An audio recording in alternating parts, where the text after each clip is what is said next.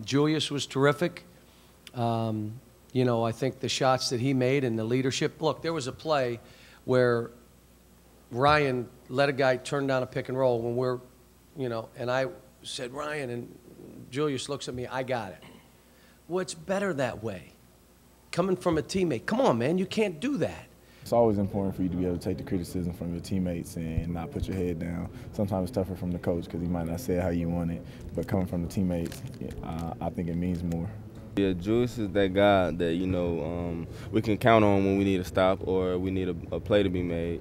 And he just makes the game so much easier for everybody else because, you know, the way that he shoots the ball and how he's been shooting of late, and he's a great playmaker. You know, Julius is incredible. You know, we look for him in advice on and off the court. You know, he's always there to help us when we're in need or anything like that. You know, we always can just look for him for guidance. You know, if we're in a pick or we're just confused, you know, he always has the right answer to say. Julius, there's not another person like Julius. He's a great leader, and he's a great big brother to me. He's like my best friend. So, you know, he's just always there for encouragement. You know, sometimes when things are not going our way, he's always the person that, you know, pulls me aside and, you know, just try to get my head back right. And so, you know, I just thank him for that, you know, and I'm going to miss him, you know, after the season is over, you know. But, you know, he's going to be the type of guy, you know, you have a long life relationship with because you don't find too many people like him.